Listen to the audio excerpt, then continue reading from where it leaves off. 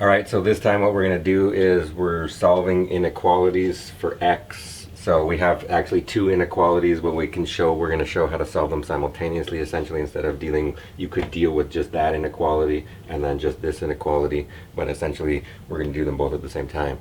The two big rules that we're going to use is if you have a is less than b or less than equals, it doesn't matter in the inequality, you can add or remove that at will. The property is still the same. If a is less than or equal to b and c is positive, you can multiply both sides and it doesn't change the inequality. So c times a will be less than c times b.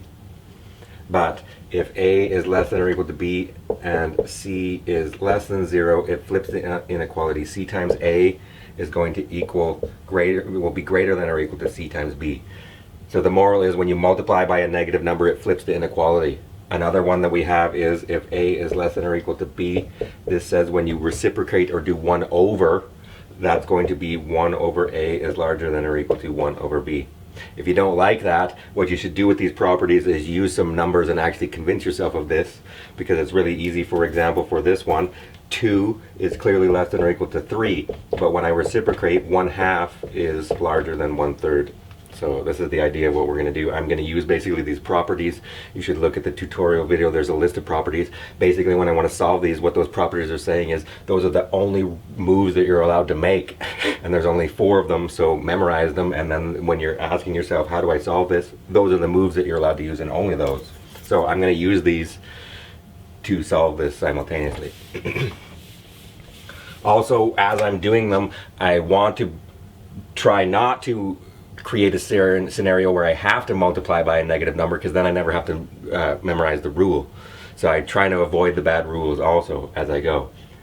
So the first thing it did was, and the one thing I didn't list, but you can add to both sides of an inequality and it doesn't change it, add or subtract. So I'm basically trying to solve for x, so I want x by itself in the middle.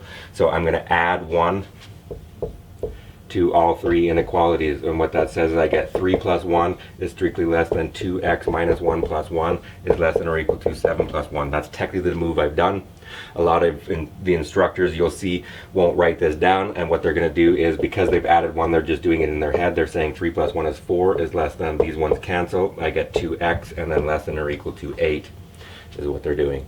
So that step may or may not be included in your lecture when you see this, but that's what they're doing. They've added 1 to all 3 sides of the inequality, or solve them one at a time. Now what I want is, I want to divide this inequality. If I ignore this inequality, I want to divide by 2 for this inequality, and I want to divide this inequality by 2.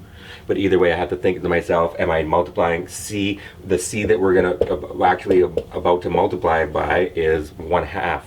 To get rid of the 2, and I ask myself, is that positive? Yes, so it won't change the inequalities, so I can just write the next step. But you have to think this through in your mind, or write for your instructor to see, or the solutions that I've actually checked this. I know I'm going to multiply by positive 1/2, and so what that's going to give me is 1/2 times 4 is less than 1/2 times 2x, which is less than or equal to 1/2 times 8. Again, that step may not be shown explicitly, but that's essentially what they're doing. They're multiplying by 1/2 to get x by itself. What that finally gives us is, we get 2 is strictly less than x is less than or equal to 4.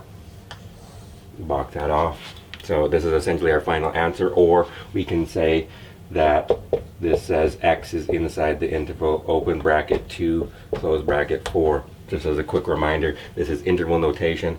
The round bracket says it matches the weak inequality. You're not allowed to equal 2. This one, or the strict inequality. The weak inequality, where I'm allowed to equal 4, gives me a square bracket. So this is all the values which make that inequality true.